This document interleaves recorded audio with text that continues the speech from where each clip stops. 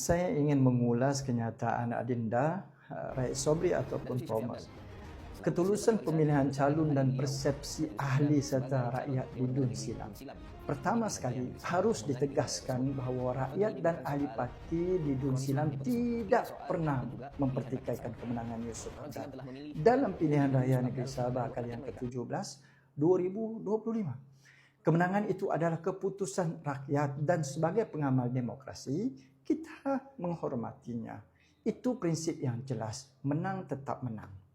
Namun, apa yang dibangkitkan oleh rakyat dan ahli parti bukan soal kemenangan, tetapi soal persepsi kronisme dan nepotisme. Ini dua perkara berbeza. Rakyat tidak menolak individu, tetapi mereka mempersoalkan proses. Dalam politik, bukan saja keputusan perlu betul, tetapi prosesnya juga mesti dilihat betul. Bak kata peribahasa, biar putih tulang, jangan putih mata. Integriti harus dipelihara walau apapun keadaan.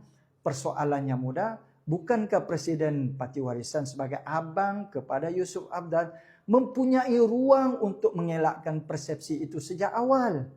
Beliau boleh saja tidak membenarkan adiknya menjadi calon. Ini bukan soal menafikan kelayakan, tetapi soal menjaga imej parti daripada tanggapan negatif. Kerana nilai setitik rosak susu sebelahnya. Jika persepsi nepotisme kronisme timbul, ia boleh menjejaskan keseluruhan kredibiliti parti. Seterusnya, apakah alasan yang munasabah Yusof Hamdan dipilih sebagai calon?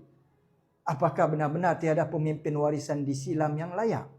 Bukankah kawasan itu mempunyai ramai tokoh berpengalaman? Rakyat dan ahli parti juga bertanya, ke mana mantan YB Silam, Tuan Dumi?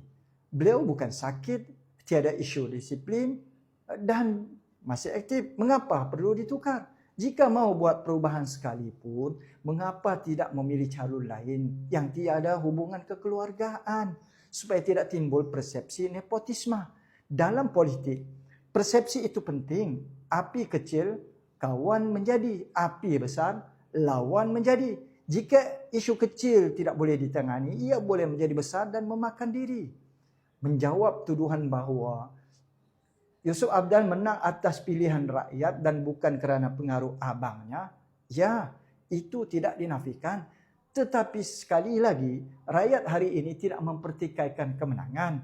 Fokus rakyat ialah ketulusan pemilihan calon.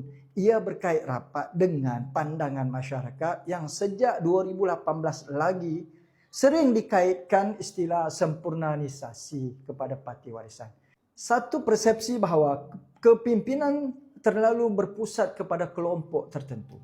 Justru rakyat dan ahli parti mahu melihat politik yang lebih terbuka dan inklusif.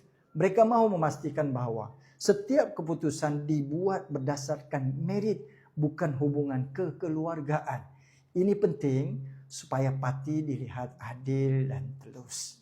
Adil itu pangkalnya kuat, zalim itu pangkalnya rebah.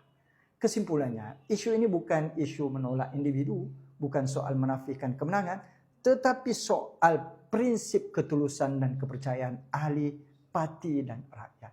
Jika proses pemilihan calon lebih telus dan bebas daripada persepsi kronisme, maka kemenangan itu bukan saja sah di peti undi, tetapi juga kukuh di hati rakyat. Kerana akhirnya, dalam politik, kepercayaan rakyat adalah mahal daripada kemenangan itu sendiri. Tak gitu?